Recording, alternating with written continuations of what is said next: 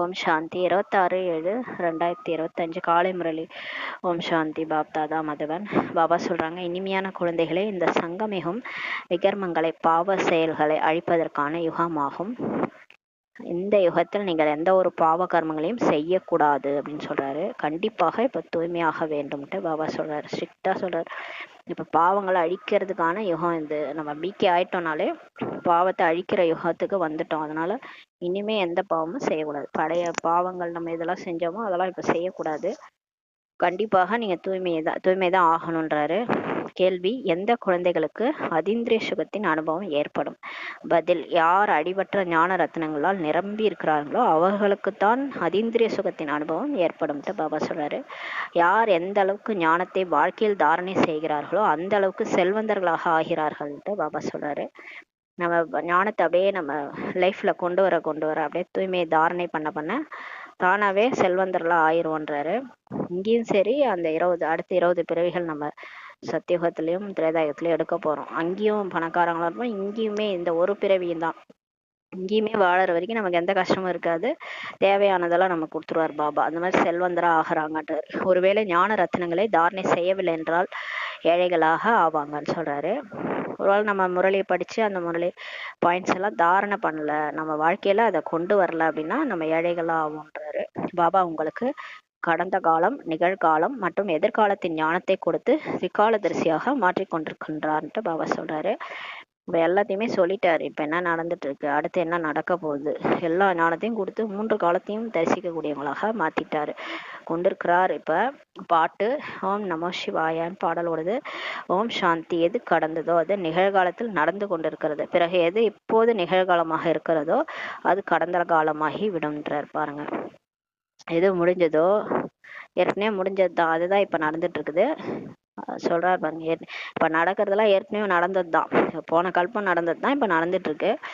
பிறகு இப்ப எது நடந்துட்டு இருக்குதோ நிகழ்காலமாக இருக்குதோ அது போக போக பாஸ்ட் ஆயிடும். இன்னைக்கு நாளைக்கு பாத்தீங்கன்னா இன்னைக்கு நடக்கிறதெல்லாம் பாஸ்ட், முடிஞ்சு போன விஷயம்ன்ட்டு நம்ம பேசுவோம். நேற்று நடந்தது ஏன் பேசுறீங்க அப்படின்னு சொல்லுவாங்க. அது மாதிரி பாஸ்ட் ஆயிடும். கடந்த காலத்தின் மகிமை பாடுறாங்க இல்லையா, நீங்கள் இப்போது புருஷோத்தம சங்கமிகத்துல இருக்கிறீங்கன்றாரு. எப்பயுமே முடிஞ்சு போனதோட மகிமை தான் பாடுறேன். இப்ப காந்தியடிகள் அவங்கள பற்றிலாம் பாடுறோன்னா அதெல்லாம் எப்பயோ நடந்த விஷயம். அதை வந்து சுதந்திரம் வாங்கினது இதெல்லாம் பேசுகிறாங்களே, அப்போ பாஸ்டோடைய மகிமை தான் பாடுவாங்க. இப்போ நம்ம வந்து புருஷோத்தம சங்கமயுகத்தில் இருக்கிறீங்கன்றாரு. புருஷோத்தம் என்ற வார்த்தையை கண்டிப்பாக போட வேண்டும். சங்கமயுகத்துக்கு முன்னாடி புருஷோத்தம் என்ற வார்த்தையை போடணுன்றாரு. நீங்கள் நிகழ்காலத்தை பார்த்து கொண்டிருக்கிறீங்க. இப்போ நம்ம என்ன நடக்குதோ அதை அப்படியே பார்த்துட்டு இருக்கணும். கடந்த காலத்தின் மகிமை என்ன பாடப்பட்டுள்ளதோ அது இப்போது நடைமுறையில் நடந்து கொண்டிருக்கிறதுன்ட்டு பாபா சொல்றாரு. அதில் எந்த சந்தேகத்தையும் கொண்டு வரக்கூடாதுன்ட்டு பாபா சொல்றாரு. இப்ப கடந்த காலத்தினுடைய மகிமை தான் பாடப்பட்டுள்ளது. எது பாடப்பட்டுள்ளதோ அதுதான் இப்ப நடந்துட்டு இருக்குன்றாரு. உங்களுக்கு சந்தேகமே வரக்கூடாதுன்றாரு. இது சங்கமயுகமாகவும் இருக்கிறது, கலியுகத்தின் கடைசியாகவும் இருக்கிறது என்பதை குழந்தைகள் தெரிந்துள்ளார்கள்ன்ட்டு பாபா சொல்றாரு. உண்மையில் சங்கமயுகம் 5000 ஆண்டுகளுக்கு முன்பாகவே கடந்து விட்டதுன்ட்டு பாபா சொல்றாரு. அதாவது இப்ப நம்ம வாழ்ந்துட்டு இருக்கோம் அந்த வாழ்க்கை, இது வந்து ஏற்கனவே நடந்தது தான். சங்கமயுகம்ன்றது ஏற்கனவே நடந்தது. 5000 வருஷத்துக்கு முன்னாடியே இதெல்லாம் நடந்ததுன்றார். இப்போது இது நிகழ்காலமாகும். ஆனா அதே தான் இப்ப திரும்ப நடக்குதுன்றார். அதே தான் இப்ப இது நிகழ்காலமாகும். இப்போது பாபா வந்துள்ளார். எது கடந்து விட்டதோ அதுதான் எதிர்காலமாகவும் இருக்கும்ட்டு பாபா சொல்றார். எது முடிஞ்சிருச்சோ அதுதான் ஃபியூச்சரா இருக்குன்றாரு. இப்ப சொர்க்கம் வரப்போகுதுல, அது சொர்க்கம் கூட ஏற்கனவே நடந்தது தான், ஏற்கனவே நம்ம நடிச்சது தான். அதுதான் இப்ப திரும்ப ஃபியூச்சரா வரப்போகுதுன்றார். தந்தை ராஜயோகம் கற்றுக் கொடுத்து கொண்டிருக்கின்றார். பிறகு நீங்கள் சத்தியுகத்தில் ராஜ்யத்தை அடைவீங்க. இப்போது சங்கமயுகமாகும்ட்டு பாபா சொல்றாரு. இந்த விஷயத்தை குழந்தைகளாகிய உங்களை தவிர வேற யாருமே தெரிஞ்சிருக்கவில்லை என்றார். வெளி உலகத்தினர் சொன்னா குழம்பிடுவாங்க, என்ன பேசுறாங்க ஒண்ணுமே புரியலன்ட்டு. ஏன்னா நமக்கு தான் பாபா வந்து இதெல்லாம் சொல்லி கொடுத்துருக்குறாரு. நீங்கள் நடைமுறையில் ராஜயோகம் கற்றுக்கொண்டிருக்கிறீங்க. இப்போ ப்ராக்டிக்கலாக நம்ம வந்து ராஜயோகம் மெடிடேஷன் கற்றுட்டு இருக்கிறோம். இது மிகவும் சகஜமானதாகும்ட்டு பாபா சொல்றாரு. சிறிய மற்றும் பெரிய குழந்தைகள் யாரெல்லாம் இருக்கிறார்களோ அனைவருக்கும் பாபாவை நினைவு செய்தீர்கள் என்றால் பாவக்கர்மங்கள் விநாசமாகும் என்ற ஒரு முக்கியமான விஷயத்தை கண்டிப்பாக இப்போ புரிய வைக்க வேண்டும்ன்றார். இப்போ நம்ம பீக் ஆகிட்டோம்னா நம்ம மட்டும் அசால்ட்டாக இருக்கக்கூடாது. யாராக இருந்தாலும் சரி, நம்ம கிட்ட வர்றவங்களுக்கு சிறியவங்களோ பெரியவங்களோ அவங்களுக்கு முக்கியமான இந்த விஷயத்த சொல்லணும். நீங்க ஆத்மான்னு புரிஞ்சுட்டு பரமாத்மா அவர் தான் அப்பா தந்தையை நினைவு செய்யுங்க, அப்போ உங்க பாவம் போயிடும்ட்டு இந்த முக்கியமான விஷயத்த சொல்லுங்கன்றாரு. பாவ கர்மங்கள் அழியக்கூடிய சமயத்தில் பாவ கர்மங்கள் செய்பவர்கள் யார் இருப்பார்கள்ட்டு பாபா கேட்குறாரு. இப்போ பாவத்தை அழிக்கிற நேரம், அந்த டைம்ல போய் யாராவது பாவம் செய்வாங்களா? யானை தன் தலையிலே மண்ணவாரி போடுவாங்க. அந்த மாதிரி நமக்கு நல்லது ஒன்று நடந்துட்டு இருக்கும்போது நம்ம போய் கெட்டது செய்வோமா? செய்ய மாட்டோம் இல்லையா? அந்த மாதிரி இனிமேலும் நீங்க பாவ கர்மங்களை செய்யக்கூடாதுன்றார். ஆனால் மாயை பாவ கர்மங்களை செய்ய வைத்து விடுகிறது. அது நம்மளா செய்யலன்றார் பாபா. மாயா செய்ய வைக்குது. பாபா இதை செய்யக்கூடாதுன்றாரு, அதை தான் மாயா செய்ய வைக்குது. எங்களின் மூலம் இந்த பெரிய தவறு நடந்து விட்டது, அறை விழுந்தது என்று புரிந்து கொள்கிறார்கள் சொல்றாரு. பிகேஸே இப்போ பிகே ஆயிட்டாங்க. பிகே ஆயிட்டு தவறு பண்ணும்போது புரிஞ்சுக்கிறாங்க, நான் பெரிய தவறு நடந்துருச்சு, மாயா அற விட்டுருச்சு அப்படின்ட்டு புரிஞ்சுக்கிறாங்க. அப்போதுதான் தூய்மையற்றவர்களை தூய்மையாக்கு போரே பாருங்கள் என்று அழைக்கிறாங்கன்னு சொல்றாரு. எப்போ கஷ்டத்துல இருக்கிறோமோ, எப்போ துக்கத்துல இருக்கிறோமோ அப்பதான் கூப்பிடுறாங்க கடவுளை. இப்போது பாபா தூய்மையாக்க வந்துள்ளார் எனும்போது தூய்மையாக வேண்டும் அல்லவா கேட்கிறாரு பாபா. கூப்பிட்டீங்கல்ல, நான் தான் வந்துட்டேன்ல, வந்தா தூய்மையாகணும் இல்லையா கேட்கிறாரு. ஈஸ்வரனுடையவர்களாக ஆகிவிட்டு பிறகு தூய்மையற்றவர்களாக ஆகக்கூடாதுன்ட்டு பாபா சொல்றாரு. பிகே ஆயிட்டோம், திரும்ப நமக்கு அந்த அந்த பக்கம் எட்டி பார்க்கணும்னு ஆசை வரக்கூடாது. கலியுகம் பக்கம் போகணும், திரும்ப பழைய பாரி வாழணும் அப்படின்லாம் தோணக்கூடாது. அப்போ வந்து பிகே ஆயிட்டு ஈஸ்வரனுடையவர்களா ஆயிட்டு பாபா குழந்தை ஆயிட்டு திரும்ப தூய்மையற்றவர்களா ஆகக்கூடாதுன்றாரு. சத்தியுகத்தில் அனைவரும் தூய்மையாக இருந்தாங்க.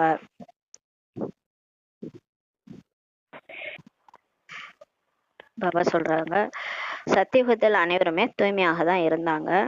இந்த பாரதமே தூய்மையாக இருந்ததுன்னு சொல்றாரு. நிர்விகார உலகமா இருந்தது மற்றும் விகார உலகம் என்றும் பாடுறாங்க. பாட்டு கூட இருக்குது, நிர்விகாரி விகாரி உலகம்ட்டு பாடுறாங்க. தேவதைகள் முழுமையாக விகாரமற்றவர்கள். தேவதைகளுக்கு பார்த்தீங்கன்னா 5 விகாரம்னா என்னன்னே தெரியாது. காமம், கோபம், பற்று, ஆசை, அகங்காரம்னா என்னன்னு கேட்பாங்க. நான்னாலே அவங்களுக்கு தெரியாது. நான் அந்த உடம்புனே அவங்களுக்கு தெரியாது. அவங்க ஆத்ம உணர்வுல தான் இருப்பாங்க. அந்த உடல் உணர்வே அவங்களுக்கு இருக்காது. அதனால அந்த 5 விகாரமே இருக்காது அவங்களுக்கு. தேக உணர்வு வரும்போது தான் அந்த காமம், கோபம், பற்று, ஆசை, அகங்காரம் எல்லாமே வரும். அவங்க ஆத்ம உணர்வுல இருக்கிறதுனால அவங்களுக்கு அதெல்லாம் வராது. நாம் விகாரிகளாக இருக்கின்றோம், ஏனென்றால் நாம் விகாரத்தில் செல்கின்றோம்ட்டு பாபா சொல்றாரு. ஏன்னா இப்ப வந்து எல்லாரும் விகாரிகளா இருக்கிறாங்க. ஏன்னா இப்ப எல்லாரும் விகாரத்துல போறாங்க. விகாரம் என்ற பெயரே விஷத்தினுடையதாகும்னு சொல்றாரு. இந்த ஆதாம் யாவால இருந்தாங்க, அவங்களுக்கு வந்து கடவுள் சொன்னாராம், சர்ப்பம் தீண்டின பழத்தை சாப்பிடாதீங்க, இந்த பாம்பு தீண்டின பழத்தை சாப்பிடாதீங்க, அதை சாப்பிட்டு அவங்க 2 பேரும் கஷ்டப்படுவாங்களாம். அது கஷ்டம், அதுல இருந்து அவங்க கஷ்டமே ஆரம்பிக்குமா. அது எதுக்கு ஒரு பழத்தை சாப்பிட்டு கஷ்டம் ஏற்படுமா? அதெல்லாம் அதாவது இந்த விஷம்ன்றது இந்த விகாரம் தான். 5 விகாரம் தான் 5 தலை பாம்பு. அந்த 5 தலை பாம்பு மேலதான் அப்படியே படுக்கையா சுருட்டி வச்சுக்கிட்டு விஷ்ணு படுத்துட்டு இருக்கிறாருன்னா அவருக்கு என்ன படுக்க இடமா இல்லை. எதுக்கு அவர் 5 தலை பாம்புல சுத்தி வச்சு படுத்துட்டு இருக்கணும்? சரி, அப்படியே விஷ்ணு இங்க இருக்கிறாருன்னா அவர் வந்து 5 தலை பாம்பு தான் வரணும் அவரு படுக்க வைக்கிறதுக்கு. அந்த மாதிரி நம்ம யாரையும் நம்ம பார்க்கல இல்லையா? அந்த மாதிரி ஒருத்தவங்க கூட நம்ம பார்க்கல. ஒருத்தர் வந்தாரு, அவர் 5 தலை பாம்புல படுத்தாரு, அவர்தான் விஷ்ணுன்ட்டு. எங்கேயாவது நம்ம கேள்விப்பட்டிருக்கோமா? நம்ம வந்து வாழ்ந்த வரைக்கும் இது வரைக்குமே நம்ம யாரும் அந்த மாதிரி ஒரு ஆளை பார்க்கல. அப்ப தெரிஞ்சுக்கணும், அந்த 5 தலை பாம்பு எதுக்கு அதுல படுத்திருக்கிறாரு? அவருக்குன்னா படுக்க இடமா இல்லை அப்படின்னா அந்த 5 விகாரத்தை அடக்கி இருக்கிறாரு. 5 விகாரன்றது விஷம் மாதிரி. காமம், கோபம், பற்று, ஆசை, அகங்காரம் இருந்தாலே நம்மளால அந்த உடல் உணர்வுல வந்து மாட்டிக்கிறோம். நம்மளால தேவதையே ஆக முடியாது. அதனால மனிதன்ல இருந்து அவர் தேவதை ஆயிருக்கிறாருன்னா அந்த மாதிரி விஷத்தை அடக்கி அந்த 5 பாம்பையும் அவர் அது அடக்கி அது மேல படுத்திருக்கிறாரு. அதனால சொல்றாரு, விகாரம் என்ற பெயரை விஷம்ன்றாரு. அது துக்கம்தான் உங்களுக்கு கொடுக்கும். இந்த 5 விகாரத்தினால உங்களுக்கு என்ன நல்லதா நடக்குது? சரி, உலகத்திலே கேட்டு பாருங்க, என்ன நல்லது நடக்குது? 5 விகாரத்தினால நல்லது நடந்ததுன்னு ஒன்னையாவது சொல்லுங்க பார்ப்போம்.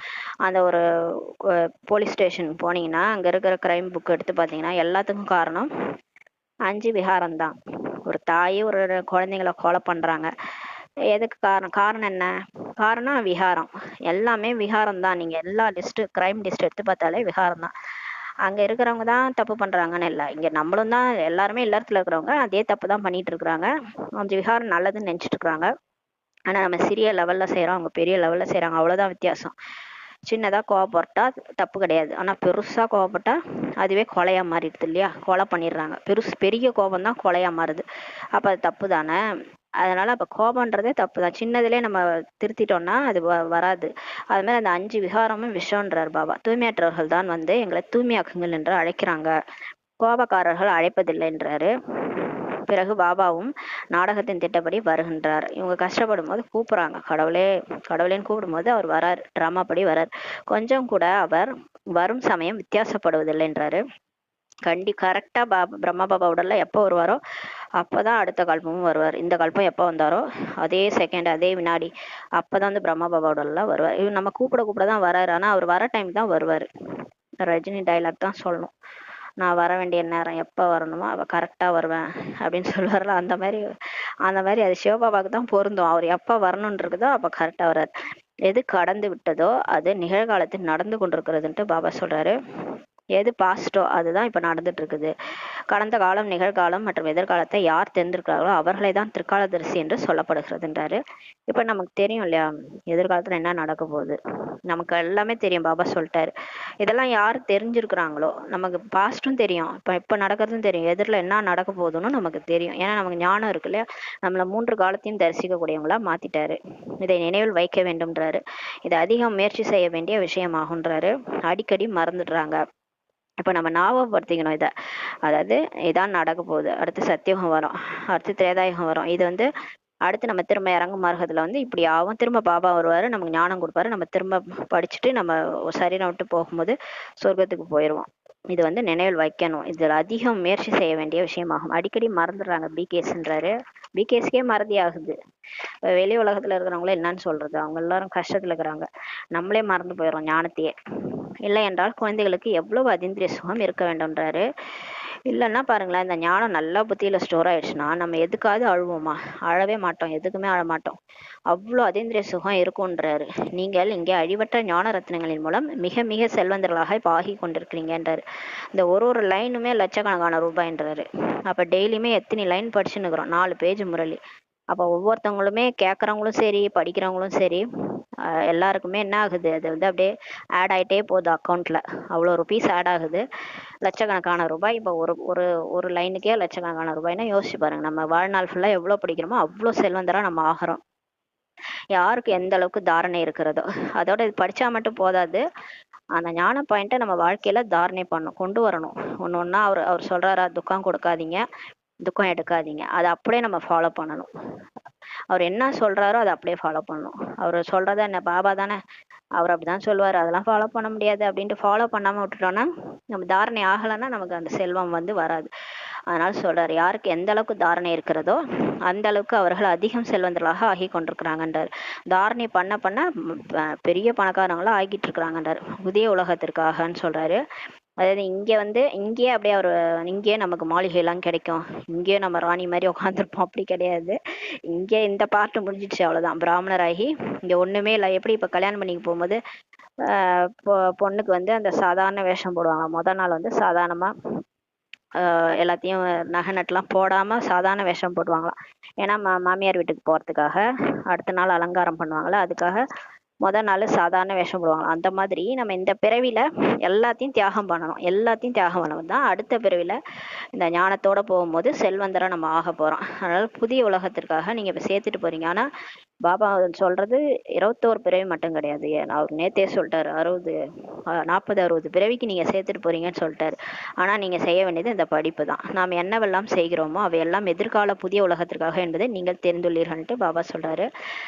இதை கேட்டுட்டுதான் நிறைய பேர், அம்மா இப்ப ஒன்றும் கிடைக்காதான், எதிர்காலத்துல கிடைச்சு நான் என்ன பண்றது, அடுத்த பிறவில நான் என்ன பிறப்பேன்னு எனக்கு தெரியாது அப்படின்ட்டு போயிடுறாங்க. ஆனா அவங்களுக்கு தெரியல இதோட லக்கு என்னன்ட்டு. இதன் மூலமா நம்ம பெக்கர் டு பிரின்ஸ் ஆகிறோன்ட்டு தெரிய மாட்டுது. இது இது என்ன அப்படின்னு நினைச்சிட்டு போறாங்க. ஆனா இப்ப நமக்கு எல்லையற்ற வைராக்கியம் வரும்போது தான் அடுத்த பிறவில நமக்கு வந்து நல்ல நல்ல வந்து வாழ்க்கையே கிடைக்க போகுது. அடுத்த பிறவி மட்டும் கிடையாது, இந்த கடைசி பிறவிக்கு வரைக்குமே நமக்கு படி அளக்கிறாரு. பாபா புதிய உலகத்தை ஸ்தாபனை செய்வதற்காகவும் பழைய உலகத்தை அழிக்கவும் தான் வந்திருக்கிறார். இப்போ பாபா சிவபாபா மகா காளேஸ்வர், அவர் வந்து அன்பே சிவமாவும் இருக்கிறாரு, அதே டைம் மகா காளேஸ்வராவும் இருக்கிறார். அவர் வந்து புது உலகத்தை ஸ்தாபனை செய்யறாரு. ஆனா அவரே செய்ய மாட்டாரு, யார் மூலம், ஏன்னா அவருக்கு உடம்பு கிடையாது. அதனால யார் மூலமாகவாது செய்வார். அதனால பிரம்மா மூலமா செய்யறாரு. பழைய உலகத்தையும் விநாசம் செய்யறாரு. அதுவும் மனுஷங்க மூலமா தான் விநாசமும் நடக்குது. விநாசம் எப்படி நடக்குதுன்னா, கடவுள் வந்து செய்யறது இல்ல, மனுஷனே செஞ்சுக்கிறது தான் விநாசம். அங்கங்க யாரையும் நிறுத்த முடியல, அந்த 5 விகாரம் வந்து அதிகமாயிடுது இல்லையா. அப்ப கோபம், கொலை பண்றது, குண்டு போறது, இது எல்லாமே அந்த கோபத்தினாலதான் பண்றாங்க. ஒருத்தவங்க மத்தவங்க மேல அந்த அகங்காரத்தினால இந்த விநாசம் நடக்குது. மாயாதான் விநாசம் செய்விக்குது. அப்படியே கல்பத்திற்கு முன் போலவே தான் நடக்கும்ன்றாரு. அந்த விநாசம் கூட போன கல்பம் எப்படி நடந்தோ அதே மாதிரி நடக்கும், நீங்க பாப்பீங்கன்றாரு. குழந்தைகளாகி நீங்க பாப்பீங்க, இயற்கை சீற்றங்களும் நடக்க வேண்டும்ன்றாரு. இப்ப நம்ம ஏன் இதெல்லாம் பாக்குறோம்? ஏன் இவ்வளோ துக்கத்தை நம்ம பாக்குறோம்? ஏன் இவ்வளோ துக்கத்தை பார்க்குறோன்னா, விநாசம்னா ஏன் நான் பார்க்கணும்? ஏன் பாப்பா என்னை பார்க்க வைக்கிறீங்க? எதுக்கு நான் இவ்வளோ கஷ்டத்தை பார்க்கணும்? பார்த்து பார்த்து நான் கஷ்டப்படணும் அப்படின்னா, நம்ம அவ்வளோ சுகத்தை பார்த்துருக்குறோம். நம்ம சொர்க்கத்துல அவ்வளோ சுகம் பார்த்துருக்கோம். நிறைய மாளிகைகள், வைரங்கள் நிறைஞ்ச இடம், உலகமே சுகமா இருந்ததை நம்ம பார்த்துட்டு நம்ம ஜாலியா வாழ்ந்துட்டு வந்திருக்கோம். அந்த அளவுக்கு நம்ம துக்கத்தையும் இங்க பார்க்கணும். அதனால நம்ம பார்க்க தான் போறோம். அதை சாட்சியா இருந்து பாருங்கன்றாரு. ஆனா பார்க்கும்போது நமக்கு கஷ்டம் இல்லாம நம்மளை பார்க்க வைக்கிறாரு. இயற்கை சீற்றங்களும் இப்ப நடக்க வேண்டும்ன்றாரு. பூகம்பம் வரும், எல்லாமே வரும். நீங்க எல்லாத்தையும் எங்க இருந்தாலும் நீங்க பாப்பீங்க. இப்ப நீங்க டிவில பாக்குறீங்க, ஆனா போக போக உங்களுக்கு மனக்கண்ணிலே அந்த காட்சிகள்லாம் தெரிய ஆரம்பிச்சிடும். ஆஸ்திரேலியால என்ன நடக்குதுன்னு நீங்க உங்களால இங்க இருந்தே பார்க்க முடியும். நீங்க அந்த அளவுக்கு யோகா சக்தி வந்துருச்சுன்னா இங்க இருந்தே அமெரிக்கால என்ன நடக்குதுன்னு உங்களால பார்க்க முடியுன்றாரு. அந்த அளவுக்கு யோக சக்தி நமக்கு வரும். பூகம்பம் வந்தது என்றால் முடிந்ததுன்றாரு. பூகம்பம்லாம் வந்துருச்சுன்னா அவ்வளவுதான், முடிஞ்சிருச்சு கதை. பாரதத்தில் எத்தனை பூகங்கள் ஏற்படும், இது நடக்கத்தான் வேண்டும் என்றுதான் நான் கூறுகின்றேன்ட்டு பாபா சொல்றாரு. இன்னுமே பாரதத்துல பூகம்பம் வரும்ன்றாரு. எல்லாமே நடக்கும்ட்டு பாபா சொல்றாரு. கல்பத்திற்கு முன்பு கூட நடந்தது, ஆகையினால் தான் தங்க துவாரகை கீழே சென்று விட்டது என்று வர சொல்றாங்கன்றாரு. அதாவது அந்த 2500 வருஷம் கழிச்சு அப்பயும் ஒரு பூகம்பம் வருது. அதாவது தேவதைகள் வாம மார்க்கத்துல போகும்போது அப்புறம் அவங்க அங்க அப்படியே பூகம்பம் வந்து எல்லாரும் கீழே போயிடுறாங்க. அப்புறம் அங்கங்க எங்க பிறக்குறாங்களோ அந்தந்த கண்டத்துல பிறந்து துவாபர யுகத்துல இருந்து எங்கெங்கயோ பிறந்துருவாங்க. தேவதைகள் மனுஷங்களா ஆயிடுவாங்க, சாதாரண மனுஷங்களா ஆயிடுவாங்க. அது வந்து நடுவுல நடக்குது. அப்ப சொல்லியிருக்கிறாங்க, அந்த மாதிரி கல்பத்துக்கு முன்னாடி இந்த பூகம்பம் வந்ததுனாலதான் துவாரகை கீழே போயிடுச்சு. துவாரகைன்றது அந்த சத்தியுகம் தான். மாளிகைகளா இருந்தது எல்லாம் கீழே போயிடுச்சு. நாம் 5000 ஆண்டுகளுக்கு முன்பு கூட இந்த ஞானத்தை பெற்றிருந்தோம் என்பதை புத்தியில் நல்ல விதத்தில் நிறுத்தி கொள்ள வேண்டும்ட்டு பாபா சொல்றாரு. இதே போலதான் போன கல்பம் நம்ம படிச்சோம். இதில் கொஞ்சம் கூட வித்தியாசம் இல்லைன்ட்டு பாபா சொல்றாரு. பாபா 5000 ஆண்டுகளுக்கு முன்பு கூட நாங்கள் தங்களிடம் வந்து ஆஸ்தியை பெற்றிருந்தோம்ட்டு நம்ம சொல்றோமா. பாபா சொல்றாரு, நாங்கள் அநேக முறை தங்களிடம் ஆஸ்தி எடுத்திருந்தோம்ட்டு பாபா சொல்றாரு.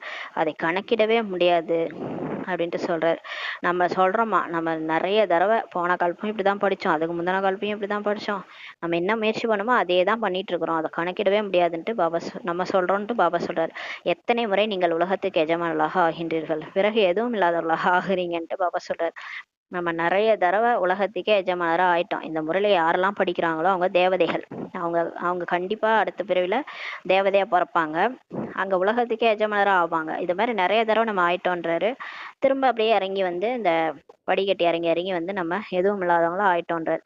இந்த சமயத்தில் பாரதம் முழுமையாக எதுவும் மற்றதாக இருக்கின்றதுன்ட்டு பாபா சொல்றாரு. இந்த நேரம் பார்த்தீங்கன்னா பாரதம் கடன் வாங்கிட்டு இருக்குது மற்ற நாட்டில். நீங்கள் நாடகத்தின் திட்டப்படி என்று எழுதவும் செய்கிறீங்க, ஆனால் நம்ம சொல்கிறோம் ட்ராமா பிளான் படி எல்லாம் நடக்குது. ஏன்னா அங்கே இங்கேருந்து எடுத்துகிட்டு போனாங்கல்ல, அந்த கஜினி முகமது வந்து 17 முறை படையெடுத்து வந்து இங்கே இருக்க சோம்நாத் லிங்கத்து அங்கே வந்து கொள்ளையடிச்சிட்டு போனார். அதை தான் வந்து இப்போ திரும்ப ரிட்டர்ன் பண்ணுது எல்லாம். அந்த வெளிநாட்டிலேருந்து இப்போ நமக்கு கடன் கொடுத்துருக்காங்களோ அதெல்லாம் திரும்ப நடக்குது. அவர்கள் நாடகம் என்ற வார்த்தையை சொல்வதில்லை, அவங்கெல்லாம் விதின்னு சொல்லுவாங்க. அந்த வெளி உலகத்தில் பார்த்தீங்கன்னா நம்ம ட்ராமான்னு சொல்லுவோம், ட்ராமா படி நடக்குதுன்னு சொல்லுவோம். அவங்க பக்தியெல்லாம் என்ன சொல்லுவாங்க, விதிப்படி நடக்குது, என் வாழ்க்கையில் எல்லாம் இப்படி விதிப்படி நடக்குதுன்னு சொல்லுவாங்க. அந்த விதின்றது தான் நம்ம என்னன்னு சொல்றோம், ட்ராமான்னு சொல்றோம். எல்லாம் ட்ராமா படி நடக்குது. அவங்க டிராமான்ற வார்த்தையை சொல்லுதில்லை, அவர்களுடைய திட்டமே தனிப்பட்டதாகுன்றாரு. நாடகத்தின் திட்டப்படி மனுஷன் ஒன்று நினைக்க தெய்வம் ஒன்று நினைக்கும்னு சொல்லுவாங்களா, அந்த மாதிரி பாபா ஒரு பிளான் போட்டு வச்சுக்கிற ட்ராமா பிளான் படி நடக்குது. மனுஷங்க அவங்க ஒரு பிளான் போடுறாங்க. பாபா சொல்றார், நாடகத்தின் திட்டப்படி நாங்கள் மீண்டும் 5000 ஆண்டுகளுக்கு முன் போலவே ஸ்தாபனை செய்து கொண்டிருக்கிறோம் என்று நீங்கள் சொல்றீங்கன்றாரு. நம்ம சொல்றோம் 5000 வருஷத்துக்கு முன்னாடி என்ன நடந்ததோ அது மாதிரி இப்ப நடந்துட்டு இருக்கு டிராமா பிளான் படின்னு நம்ம சொல்றோம். கல்பத்துக்கு முன்னால் என்ன காரியத்தை செய்தீர்களோ அதை இப்போதும் ஸ்ரீமத் படி நீங்க செய்றீங்கன்றாரு. இப்போ இது ஒன்றும் நம்ம எப்படின்னா இது குப்தமா வந்து ஸ்தாபனை ஆயிட்டு இருக்குது. ஒரு பிகேஸுமே தள்ளப்படுறாங்க புருஷார்த்தம் பண்றதுக்கு, கண்டிப்பா பண்ணிதான் ஆகணுன்ற மாதிரி. எல்லாருமே இப்ப ஸ்ரீமத் படி நடந்தே ஆகணும். நடக்கலைன்னா கூட காலம் வந்து நடத்த வைக்கும். டைம் வரும்போது எல்லாரும் மாறுவாங்க. பாபா சொல்லும் போது மாறிடலாம், பாபா சொல்லும் போது மாறாதவங்க டைம் வரும்போது மாறிடுவாங்க. அதனால போன கல்பம் எப்படி நடந்ததோ அதே மாதிரி இப்போவும் நீங்க ஸ்ரீமத் படி நடக்கிறீங்கன்றாரு. ஸ்ரீமத் மூலம்தான் சக்தியை நீங்க அடைறீங்க. எந்த அளவுக்கு நம்ம பிரம்மா பாபா அடி மேல அடி எடுத்து வைக்கிறோமோ, கிருஷ்ணர் கால் வச்சு போனார் இல்லையா, கால் கிருஷ்ணர் கால் போடுறாங்க பாருங்க, அப்பதானே கிருஷ்ணர் உள்ள வராரு. அந்த மாதிரி பிரம்மா பாபாவோட அடி மேல அடி நம்ம அவர் ஸ்ரீமத் படி தான் நடந்தார். அவரோட அடி மேல அடி எடுத்து வைக்க வைக்க நமக்கு சக்தி கொடுக்குறாரு பாபா. நம்ம ஃபாலோ பண்ணாதான் நமக்கு சக்தி வரும். சிவசக்தி என்ற பெயர் கூட இருக்கிறது அல்லவான்றாரு. நமக்கு நமக்கு பேரே சிவனுடைய சக்திகள் தான். பார்வதி எல்லாம் சொல்றதெல்லாம் நம்மளதான். சிவசக்தி என்ற பெயர் கூட இருக்கிறது அல்லவான்றார். எனவே நீங்கள் சக்திகள் தேவிகள் ஆவீர்கள்ன்ட்டு பாபா சொல்றாரு. இப்ப நம்ம எல்லாரும் சிவசக்திகள் தேவிகள் ஆவீர்கள்ன்றார். உங்களுடைய கோயில்களில் பூஜைகள் கூட நடக்கின்றனன்றார். இப்ப அந்த கோயில்லாம் இந்த பாருங்க, ஆடி மாசம் கூழ் ஊத்துறாங்க அம்மனுக்கு. அந்த அம்மன் எல்லாம் யாரு? எல்லாருமே பிகேஸ் தான். ஒவ்வொரு பிகேவும் ஒரு ஒரு அம்மன் தான். நீங்க உங்களை சாதாரணமா நினைக்காதீங்கன்றார் பாபா. நீங்களாம் சிவசக்திகள், சிவன்ட்டு வந்து சக்தி எடுக்கிறீங்க. இப்போ அதுமாரி தேவையெல்லாம் எதுக்கு எழுந்து பண்றீங்க? நீங்கெல்லாம் அம்மன் தான் தெரியுமான்றாரு. உங்களுடைய கோயில்களில் தான் பூஜைகள் கூட நடக்கின்றனன்ட்டு பாபா சொல்றாரு. ஆனா உங்க கோயிலுக்கே போய் நீங்களே பூஜை பண்றீங்க பாருங்க, அதுதான் இங்க கொடுமையா இருக்குது. நீங்கள் தான் தேவிகள் ஆவீர்கள்னு சொல்றாரு பாபா. இப்ப நீங்க தான் தேவிகள், பிறகு நீங்கள் உலக ராஜ்யத்தை அடைகிறீங்கன்றார். இப்ப நம்ம தேவிகா ஆகிறோம், பிகே ஆயிட்டு தேவியா ஆகிட்டு இருக்கிறோம். பிறகு நம்ம உலக ராஜ்யத்தை அடையிறோன்றார். நீங்களும் கூட உலகத்தை சொர்க்கமாக்குகின்றீர்கள். எனவே உங்களுடைய பூஜை நடக்கிறதுன்றாரு. இப்ப நம்ம எதுக்காக பூஜை நடக்குதுன்னா, இப்ப நம்ம வைப்ரேஷன் கொடுக்குறோம் இல்லையா, நம்ம யோகா பண்றோம். எதுக்கு 4 மணிக்கு எழுந்துச்சு யோகா பண்றோம்? பூமி பந்துல சக்தி கொடுக்குறோம் இல்லையா? சக்தி கொடுத்து எண்ணங்கள் மூலமா உலகத்தையே மாத்துறோம். அப்ப உலகமே சொர்க்கமா மாத்துறோம். அதனால நமக்கு பூஜை நடக்குதுன்றாரு. கடவுளுக்கு ஹெல்ப் பண்றோம் இல்லையா? கடவுளால அவருக்கு உடம்பு இருந்தா அவரே செஞ்சிருவாரு. அவருக்கு உடம்பு இல்லைன்றனால நம்மளுடைய உதவி தேவைப்படுது. நம்ம மூலமா தான் செய்ய வைக்கிறாரு. அதுலதான் நம்ம நான்ற அகங்காரம் இல்லாம செஞ்சோம்னா, கருவி என்ற உணர்வுல செஞ்சோம்னா அவரே எல்லாத்தையும் முடிச்சிருவாரு. இப்ப இந்த எண்ணங்களின் மூலமா நம்ம சேவை செய்யறதுனால உலகமே சொர்க்கமாகுது இல்லையா? இதுதான் ராஜயோகம். அதனாலதான் உங்களுக்கு பூஜை நடக்குதுன்றார். நமக்கு அவருக்கு நம்ம ஹெல்ப் பண்றதுனால தான் துவாபர யுகத்துல இருந்து நமக்கு பூஜை நடக்குது. அநேக தேவிகள் இருக்கிறாங்க. லட்சுமிக்கு எவ்வளவு பூஜை செய்யறாங்க. லட்சுமி கூட பாருங்க, தீபாவளி நாள் அன்னைக்கு லட்சுமி அழைப்பாங்க வீட்டுக்கு. மகாலட்சுமியின் பூஜை கூட செய்யறாங்க. அவர் தான் தலைவி ஆவார். மகாலட்சுமி தான் தலைவின்றார். செல்வம் சேர்ந்தால் மகாலட்சுமி கிருபை என்று நினைச்சுக்குவாங்க. அப்ப அந்த ஒரு வருஷம் வரலட்சுமி பூஜை பண்ணுவாங்களா, உடனே காசு வந்துருச்சுன்னா உடனே மகாலட்சுமி எனக்கு கருணை காமிச்சிட்டான்னு சொல்லுவாங்க. அவ்வளவுதான். வருஷம் உடனே பூஜை செய்யறாங்கன்றாரு. பக்தியில அப்படிதானே, ஒருத்தவங்க செஞ்சா உடனே ஒருத்தவங்க மத்தவங்களுக்கு அப்படியே போயிடும் இல்லையா? நல்லது. ஆனா உண்மையிலே பாத்தீங்கன்னா லட்சுமி இங்க லட்சுமியோட காலு இந்த உலகத்துல படக்கூட படாது. வேணா பொம்மை செஞ்சு வச்சு நம்ம பூஜை செய்யறோம். ஆனா உண்மையான லட்சுமி வரணும்னா அவங்க சொர்க்கத்துலதான் வருவாங்க, இங்க வர முடியாது. ஏன்னா இந்த உலகம் வந்து அசுத்தமா இருக்கிற வரைக்கும் லட்சுமி கால் வந்து இங்க படாது. நல்லது. அவரிடம் செல்வம் கேட்கறாங்க லட்சுமிகிட்ட. தேவியிடம் என்ன கேட்பது? இப்ப அம்மன் கிட்ட எல்லாம் என்ன கேட்கறாங்க? சங்கமேக தேவிகளாகி நீங்கள் சொர்க்கத்தை அடையும் வரத்தை வழங்கக்கூடியவர்களா ஆவீர்கள். நம்ம என்ன, இப்ப நம்மளால என்ன செய்ய முடியும்? நம்ம போய் வழிதான் காட்டுறோம். வழிகாட்டியா வந்திருக்கிறோம். பாபா வழிகாட்டியா வந்து நமக்கு வழிகாட்டுறாரு. நம்ம போய் மத்தவங்களுக்கு வழிகாட்டுறோம். எப்படி சொர்க்கத்துக்கு போகணுன்ற வரத்தை வழங்கக்கூடியவர்கள் ஆவீர்கள்ன்றார். அனைத்து மன ஆசைகளும் பூர்த்தி ஆகிறது என்பது மனிதர்களுக்கு தெரிவதில்லைன்றாரு. நீங்கள் தேவிகள் அல்லவா? நீங்க எல்லாரும் தேவிகள். உங்க மூலமா இந்த எல்லா மன ஆசைகளும் பூர்த்தி ஆகுதுன்ட்டு அவங்களுக்கு தெரியாது. மனிதர்களுக்கு ஞானத்தை தானம் தருகிறீங்கன்னு சொல்றாரு. அதன் மூலம் அனைத்து மன ஆசைகளும் பூர்த்தி செய்து விடுகிறீர்கள். இந்த ஞானத்தை சொல்ல சொல்ல அவங்களோட மன ஆசை விருப்பம்லாம் பூர்த்தி ஆகுதுன்றார். நோய் போன்றவைகள் வருகிறது என்றால் சரி செய்து விடு, காப்பாற்று என்று தேவிகளிடம் தான் கேட்பாங்க. அதாவது அம்மன் கோயில்ல போயிட்டு, தாயே மகமாயி என்னை காப்பாத்துமா, இந்த உடம்புல இருக்க நோயெல்லாம் போக்குமா, காப்பாத்துன்னு சொல்லுவாங்க. தேவிகிட்ட தான் போய் எல்லாத்தையும் கேட்பாங்க. குழந்தை கொடு, தாலி பாக்கியம் கொடு, உடம்பு சரி பண்ணு, எல்லாத்தையும் கேட்பாங்க பாருங்க. லட்சுமிகிட்ட வெறும் பணம் தான் கேட்பாங்க. ஆனா மற்ற அம்மன் கோயில்ல போயிட்டா எல்லாத்தையும் கேட்பாங்க. அப்ப பாருங்க எந்த அளவுக்கு ஜெகதாம்பாக்கு முன்னுரிமை இருக்குது. ஜெகதாம்பா வந்து ஜெகத்துக்கே அம்பா. அவங்க வந்து எல்லாத்தையும் நிறைவேத்துறவங்க. அப்ப அந்த அளவுக்கு நம்மள வந்து பிகேஸ் வந்து முக்கியமா மம்மாவுடைய நம்மளா மாஸ்டர் மம்மா மாதிரி ஞானத்தை படிக்கிறவங்க எல்லாருமே நம்ம கிட்ட தான் எதிர்பார்க்கறாங்க. எல்லாருமே அநேக விதமான தேவிகள் கூட இருக்கிறாங்கன்றாரு. பாத்தீங்கன்னா அந்த சமயபுரத்து அம்மன் பாத்தீங்கன்னா அவங்களே பாத்தீங்கன்னா நிறைய பேர் இருக்கிறாங்க. சமயபுரத்து அம்மனுடைய சிஸ்டர்ஸ்ன்ட்டு அங்கங்க நிறைய பேர் இருக்கிறாங்க. அது மாதிரி தேவிகள்ல விதவிதமான தேவிகள். மாசாணி அம்மன், அந்த காளி அம்மன், இந்த காளி அம்மன், நிறைய கோயில் இருக்குது. நீங்கள் சங்கமயுக சிவசக்தி தேவிகளாக. ஏன் இத்தனை கோயில் அம்மன் கோயில்? ஏன் ஒண்ணு இருந்தா பத்தாதா? அங்காள பரமேஸ்வரி அங்கங்க ஒன்னொன்னுன்னா எல்லாருமே விதவிதமான பிகேஸ் தான் சொல்றாரு. நமக்கு தானே ஞானத்தை கலசத்தை வச்சு புரிய வைக்கிறாரு, மத்தவங்களுக்கு சொல்ல வைக்கிறாரு. அப்ப எல்லாருமே இத்தனை பிகேஸ் எல்லாருமே சங்கமயுக சிவசக்தி தேவிகள் ஆவீர்கள்ன்றாரு. நீங்கள் தான் சொர்க்கத்தின் வரத்தை கொடுக்குறீங்கன்றாரு. நம்ம தான் மத்தவங்களுக்கு ஞானத்தை சொல்லி சொர்க்கத்துக்கு போறதுக்கான வழியை காட்டுறோம், வரத்தை கொடுக்குறீங்கன்றாரு. பாபாவும் கொடுக்குறாரு, குழந்தைகளாகிய நீங்களும் கொடுக்குறீங்கன்றாரு. பாபா நமக்கு கொடுத்தாரு, நம்ம மற்றவங்களுக்கும் கொடுக்குறோம். மகாலட்சுமி காட்டுறாங்க இல்லையா, நாராயணனை மறைச்சிட்டாங்கன்றாரு. பாபா குழந்தைகளாகிய உங்களுடைய செல்வாக்கை புகழை எவ்வளவு உயர்த்துறாரு பாருங்களேன். நம்ம எங்கேயோ ஒரு மூலையில கடந்தோம், பிகே ஆகிறதுக்கு முன்னாடி நம்ம எப்படி இருந்தோம், இப்போ எப்படி நம்மளுடைய புகழை உயர்த்துறாரு. தேவிகள் 21 பிரிவுகளுக்கு அனைத்து சுகத்தின் ஆசைகளையும் பூர்த்தி செய்கிறார்கள். இப்ப தேவிகளுக்கு ஏன் அவ்வளவு மகிமைனா, அவங்க அவங்க ஞானத்தை கொடுத்து 21 பிறவிக்கு எல்லா ஆசையும் பூர்த்தி செய்யறாங்க. அதாவது எல்லாரும் வருவாங்க, சென்டருக்கு வருவாங்க, என்ன தெரியுமா கேட்பாங்க, எனக்கு வேலை கிடைக்கணும், இந்த பிறவில நான் துக்கமே இல்லாம ஜாலியா இருக்கணும், இந்த பிறவில எனக்கு நோயே வரக்கூடாது. அது எப்படி வராம இருக்கும்? நீங்க இருக்கிறது கலியுகம், சாப்பாடுல கலப்படம், போற இடம்லாம் ஆக்சிடென்ட், அது அது இதுன்னு ஆகுது. இந்த உலகத்துல எப்படி நம்ம ஜாலியா வாழ முடியும்? இந்த உலகத்துல எப்படி சுகம் அடைய முடியும்? அப்படி கேட்பாங்க, வேலை கிடைக்கணும், அதை கிடைக்கணும். இவங்க அப்படியே அடம் பிடிச்சுன்னு இருப்பாங்க கடவுள்கிட்ட, இது எனக்கு வேணும், இதை எனக்கு கொடுக்கலன்னா நான் அதை பண்ணிக்குவேன், இதை பண்ணிக்குவேன்ட்டு அடம் பிடிப்பாங்கப்பா. கடவுள் தெரியுமா தெரியாதா எது நல்லது கெட்டதுன்னு? இந்த கலியுகத்துல எதுவுமே நல்லது கிடையாது. இங்க எல்லாமே கலப்படம் தான். அதனால பாபா நம்ம மூலமா 21 பிறவிக்கு நீ வா, உனக்கு எல்லாமே தரேன். உனக்கு அழகான உடம்பு வேணுமா, அழகான இடம் வேணுமா, அழகான நீ நல்லா வீடு கட்டின்னு நல்லா செட்டில் ஆகணுமா, வா, அங்க தங்க மாளிகை தரேன். இங்க செட்டில் ஆகணும்னு நினைக்காது, இங்க பூகம்பம் வந்தா இஞ்சி ஊந்துரும். பாபா சொல்றாரு, இங்க நம்ம செட்டில் ஆகணும்னு நினைச்சோன்னா ஒரு பூகம்பம் வந்தா இடிச்சு ஊந்துரும் இல்லையா. அதனால சொல்றாரு, வாங்க 21 பிரிவுகளுக்கு தரேன்ட்டு. அப்ப 21 பிரிவுகளுக்கு நமக்கு எல்லா சுகத்தின் ஆசைகளையும் நமக்கு பூர்த்தி செய்யறாரு, நம்ம மூலமா மத்தவங்களுக்கும் பூர்த்தி செய்யறாரு, நம்மளுடைய பக்தர்களுக்கும் சேர்த்துல நம்ம செய்யறோம். இப்ப அத மாதிரிதானே நம்மளை யோகா பண்ண வைக்கிறாரு. அதனால சொல்றாரு, தேவிகள் இந்த மாதிரி ஆசைகளை, மன ஆசைகளை பூர்த்தி செய்யறாங்க.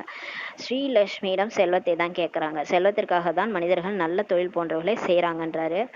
இப்ப பிசினஸ் கூட எதுக்கு செய்யணும், எதுக்கு செய்யறாங்க வெளி உலகத்துலன்னா காசு வேணும். பாபா உங்களை முழு உலகத்திற்கும் எஜமானர்களாக பார்க்குகின்றார், அளவற்ற செல்வத்தை கொடுக்கின்றார். அந்த காசு தான் நீங்க தேடுற காசு தான் உங்களுக்கு வரும். எப்ப வரும்? அடுத்த 84 வரைக்கும் கிடைக்கும். ஆனா இங்க நீங்க ஞானத்தை கேட்கணும். ஞான செல்வத்தை அடைஞ்சாதான் ஸ்தூல செல்வம் வரும். ஸ்ரீலட்சுமி நாராயணன் உலகத்திற்கு எஜமானர்களாக இருந்தாங்க ஒரு காலத்துல, இப்போது ஏழைகளாக இருக்கிறாங்கன்ட்டு பாபா சொல்றாரு. சொல்றாரு பாருங்க, ஒரு காலத்துல உலகத்துக்கே எஜமானரா இருந்தவங்க தான். வாழ்க்கை ஒரு வட்டம்னு சொல்ற மாதிரி அவங்க இப்ப எப்படி இருக்கிறாங்க தெரியுமா, ஏழையா இருக்கிறாங்க. அவங்கதான் இந்த முரளியை படிச்சுட்டு இருக்கிறாங்க. இப்ப பாபா கிட்ட அந்த 108 எங்க இருக்காங்கன்னு தெரியாது, உடம்பு வேற வேற உடம்பு, ஆனா ஆத்மா அதே சோல் தான். ராஜ்யம் செய்தார்கள், பிறகு எப்படி மெது மெதுவாக இறங்கும் கலை ஏற்படுகிறது என்பதை குழந்தைகளாகிய நீங்க தெரிஞ்சிட்டீங்கன்றாரு.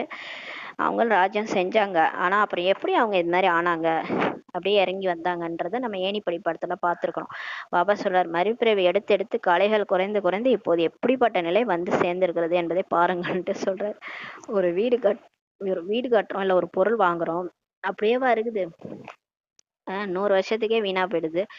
5000 வருஷம்னா ஒரு ஆத்மா நடிச்சு வராங்கல்ல, அவங்க மறுபிறவி எடுத்து எடுத்து அவங்க ஆத்மால இருக்கிற பேட்டரி லோ ஆயிடுதுன்றாரு. லட்சுமி நாராயண் தான் இப்படி ஆயிட்டாங்கன்னு சொல்றாரு. அவங்க நிலை எப்படி எப்படி இருந்தானா இப்படி ஆயிட்டான்னு சொல்ற மாதிரி லட்சுமி நாராயணனா இருந்தவங்க தான் இப்படி ஆயிட்டாங்கன்னு சொல்றாரு. இது கூட புதிய விஷயம் ஒன்றும் இல்லைன்றார் பாபா. இது எதுவுமே புதுசு இல்லை, எல்லாம் ஏற்கனவே போன கல்பத்துல நீங்க கேட்டதான் இப்ப கேட்டுனுக்கிறீங்கன்றார். ஒவ்வொரு 5000 ஆண்டுகளுக்கு பிறகு சக்கரம் இப்படி சுற்றி கொண்டே இருக்கிறது. வாழ்க்கை ஒரு வட்டம்னு சொல்லுவாங்களா, அந்த மாதிரி இந்த நாடக சக்கரம் இப்படிதான் சுத்திட்டு இருக்குதுன்றார். இப்போது பாரதம் எவ்வளவு ஏழையாகிருச்சு, ராவண ராஜ்யமாக இருக்கிறது. இப்ப எவ்வளவு உயர்ந்ததாக நம்பர் 1ஆக இருந்தது இந்த பாரதம், தங்க குருவி மாதிரி இருந்தது. இப்போது கடைசி நம்பரில் வந்துருச்சு பாரதம்ன்றார். கடைசியில் வரவில்லை என்றால் பிறகு எப்படி முதல் நம்பரில் வருவதுன்றாரு. ஃபர்ஸ்ட்ல இருந்தவங்க லாஸ்ட்டுக்கு வந்துதான் ஆகணும், அப்பதான் ஃபர்ஸ்ட்டுக்கு வர முடியுன்றாரு. கணக்கு இருக்கிறது அல்லவான்ற எல்லாத்துக்குமே கணக்கு வச்சுக்கிறாரு அவரு. பொறுமையாக ஞானத்தை சிந்தனை செய்து பார்த்தால் அனைத்து விஷயங்களும் தானாகவே புத்தியில் வந்துருன்றாரு. நீங்க டென்ஷன் ஆகாம அமைதியா இருந்து நான் ஞானத்தை கேட்டீங்க இல்லையா, அதை அப்படியே புத்தியில ஓட விட்டு பாருங்க, உங்களுக்கு எல்லா விஷயமும் புரியுன்றாரு. தானாகவே எல்லா விஷயமும் உங்க புத்தியில வந்துரும். நீங்க கேள்வியே கேட்க மாட்டீங்க, அந்த அளவுக்கு பாபா பக்காவா டிராமாவை அமைச்சு வச்சிருக்காருன்றாரு. எவ்வளவு இனிமேலும் இனிமையான விஷயங்களாக இருக்கிறது இதெல்லாம் கேட்கறதுக்கு காதுக்குன்றாரு. இப்போது நீங்கள் மொழி சிருஷ்டி சக்கரத்தையும் தெரிஞ்சுக்கிட்டீங்கன்றாரு. இப்போ நம்ம மூலமா நம்ம பாபா இப்ப பாபா மூலமா நம்ம எல்லாத்தையும் தெரிஞ்சுக்கிட்டோன்றாரு. படிப்பு பள்ளியில் மட்டும் படிக்கப்படுவதில்லை, ஆசிரியர் வீட்டில் படிப்பதற்கு பாடம் கொடுக்கின்றார், அதை வீட்டு பாடம் என்று சொல்கிறாங்க இல்லையா. இப்போ ஸ்கூல்ல இப்போ படிப்புன்னா பார்த்தீங்கன்னா ஸ்கூல்ல மட்டும் படிக்க மாட்டாங்க, ஹோம்ஒர்க்னு வேற ஒன்று கொடுத்துருவாங்க, கிளாஸ் ஒர்க்கு ஹோம்ஒர்க்குன்ட்டு. ஹோம்ஒர்க்னா வீட்டு பாடம், அது வீட்லேயும் நம்ம படிக்கிறோம் இல்லையா. அது மாதிரி பாபாவும் கூட உங்களுக்கு வீட்டிற்காக படிப்பை இப்போ கொடுக்கின்றார். பகலில் தொழில் போன்றவற்றை செய்யுங்க. பாபாவும் நமக்கு ஹோம்ஒர்க் கொடுக்குறாரு. என்ன கொடுக்குறாருன்னா, பகல்ல நீங்க ஒர்க் பண்ணுங்க, வேணான்ல. சரீர நிர்வாகம் என்னவோ செய்யத்தான் வேண்டும் இல்லையா? நீங்க வேலைக்கு போகணும், இல்லை வீட்டிலே இருந்தாலும் காரியம் செஞ்சுதான் ஆகணும். அப்படியே உட்காந்துட்டே பாபாவே நினைச்சிட்டு இருக்க முடியுமா? இல்லை உட்காந்துக்கிட்டே முரளி கேட்டுட்டே இருக்க முடியுமா? நம்ம வேலையும் செய்யணும் தான். அமிர்த வேலையில் அனைவருக்கும் நேரம் இருக்கிறது. ஆனா வந்து அமிர்த வேலையில ஒன்றும் நீங்க ஆஃபீஸுக்கு போக மாட்டீங்க, ஸ்கூலுக்கு போக மாட்டீங்க. 5 மணிக்கெல்லாம் ஸ்கூலுக்கு போக போறீங்க, 4 மணிக்கெல்லாம் காலேஜுக்கு போவீங்களா, இல்லை எங்க போவீங்க படிக்கவோ ஆஃபீஸுக்கோ? 4 மணிக்கெல்லாம் உங்களை கூப்பிட மாட்டாங்க இல்லையா? அந்த டைம் ஃப்ரீயாக தான் இருக்கு. அமிர்த வேலையில் அனைவருக்கும் டைம் இருக்குது. அதிகாலை 2-3 மணிக்கு நேரம் மிகவும் நன்றாக இருக்கிறதுன்றாரு. அந்த அமிர்த வேலை 2-3 மணி நல்ல நேரம். அந்த அந்த சமயத்துல இருந்து பாபாவை அன்போடு நினைவு செய்யுங்கள், அப்பதான் பாவம் போகுன்றாரு. பாவம் போகணும்னா இதான் வழி. முழு நாளும் மறந்துடுறோம் இல்லையா? அதனால 2-3 மணிக்கு எழுந்துச்சு யோகா பண்ணுங்க. முடிஞ்சவங்க எல்லாம் 4 to 4:45 கூட பண்ணலாம் பாபாவை. ஆனா பாபா மட்டும் நினைக்கணும். உற்றார் உறவினர் எல்லாரும் நினைச்சிட்டு இருந்தா பாவம் போகாது. பாபா மட்டும் நினைச்சா பாவம் போயிடும். மற்றபடி இந்த விகாரங்கள் தான் உங்களை முதலிடை கடைசியில் துக்கமுடையவர்களாக மாற்றியுள்ளதுன்றாரு. ஆனா நம்ம இந்த மாதிரி ஆனதுக்கு காரணமே நம்மளுடைய எதிரி இந்த 5 விகாரம் தான். அந்த பாம்பு, 5 தலை பாம்பு, அது மேலதான் கிருஷ்ணர் டான்ஸ் ஆடுறாரு. அது அந்த காளிங்க நாகம். அது வந்து 5 நாகம்ன்றது காமம், கோபம், பற்று, ஆசை, அகங்காரம் தான். அதுதான் நம்மளை இப்படி ஆயிடுச்சு. ராவணனை எரிக்கிறார்கள். அதனால் இதனுடைய அர்த்தம் எதையுமே தெரிஞ்சுக்கலன்றாரு. இந்த 10 தலை ராவணனை எரிக்கிறாங்க. எதுக்கு அவனை வருஷம் எரிக்கிறாங்க? யாரும் 10 தலையோட நம்ம பார்க்கவே இல்லை. அவ்வளோ கோபமா அவனை எதுக்கு எரிக்கணும்? அதுவும் தெரிஞ்சுக்கல. பரம்பரையாக ராவணனை எரிக்கும் வழக்கம் நடந்து வருகிறது, அவ்வளவுதான் சொல்றாரு பாபா. ஆனா ஏதாவது செஞ்சா பக்தியில அதை அப்படியே செஞ்சாகணும் அடுத்த வருஷம், இல்லைன்னா ஏதாவது ஆயிரும். மூட நம்பிக்கை அந்த மாதிரிதான் பக்தியில. அது மாதிரி ராவணனை எரிச்சே ஆகணும். அடுத்து தசரா வந்துச்சுன்னா உடனே எரிப்பாங்க. நாடகத்தின்படி இது பதிவாகி இருக்கிறதுன்றாரு. ஆனா இது டிராமா படி எல்லாம் பதிவாயிருக்குன்றாரு. எவ்வளோ நாலேஜ் கொடுத்துட்டு போனாரோ பாபா. ஃபுல்லா அவுட்டு துவாபர யுகத்துல இருந்து. புத்தியில எல்லாம் ஓடி போச்சு, எல்லாம் அப்படியே மூட நம்பிக்கை ஆயிடுச்சுன்றாரு. ராவணனை எரித்து கொண்டே வந்துள்ளார்கள், ஆனால் ராவணன் இறப்பதே இல்லைன்றாரு. போன வருஷம் தான் எரிச்சிட்டாங்கல்ல, அவன் தான் செத்துட்டான்ல. அப்புறம் திரும்ப திரும்ப இந்த வருஷமும் செஞ்சு செஞ்சு திரும்ப எரிக்கிறீங்க, அப்படின்னா அவன் சாவலையா அப்படின்னு கேட்கிறாரு பாபா. இந்த ராவணனை எரிப்பது எப்போது நிற்கும் என்பது குழந்தைகளாகி நீங்கள் இப்போது தெரிஞ்சு. நமக்கு தெரியும் எப்ப இது நிற்கும். விநாசம் முடிஞ்சோடனே தான் நிற்கும். நம்ம இருந்தா தானே எரிப்போம். எல்லாரும் மேல பறந்தவன் போயிட்டுனா எப்படி எரிப்போம்? விநாசம் முடிஞ்சவொடனே நின்றுடும். சத்தியுகம் வந்தா இதெல்லாம் நடக்காதுன்னு நமக்கு தெரியும். ஏன்னா புது உலகமா மாத்திருவாரு. நீங்கள் இப்போது உண்மையிலும் உண்மையான சத்யநாராயணனுடைய கதையை கேட்குறீங்க. நமக்கு இப்போது தந்தையிடமிருந்து ஆஸ்தி கிடைக்கிறது என்பதை நீங்கள் தெரிந்துள்ளீர்கள்ட்டு பாபா சொல்றாரு. தந்தையை தெரியாத காரணத்தினால்தான் அனைவரும் அனாதைகளாக இப்ப இருக்கிறாங்க. சனாத்துன்னு இருந்தது தர்மம் பேரு. ஆதி சனாத்து, தேவதா தர்மம். அதை தேவி தேவதையை சொல்லிக்க முடியல, சனாத்துன்னு இருந்தது. சனாத்துனா கடவுள் துணையா இருக்கிறாருன்னு அர்த்தம். அதையும் எடுத்துட்டாங்க, வெறும் இந்து தர்மம்னு வச்சுட்டாங்க. அதனாலதான் எல்லாம் அனாதி ஆயிட்டாங்க. ஏன்னா கடவுளே தெரியல, நம்ம தர்ம ஸ்தாபகர் யாருன்னு தெரியல.